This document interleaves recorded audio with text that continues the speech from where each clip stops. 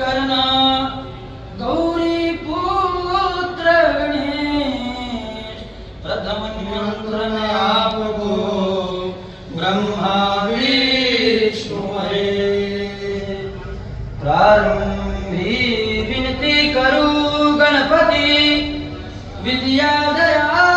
सागरा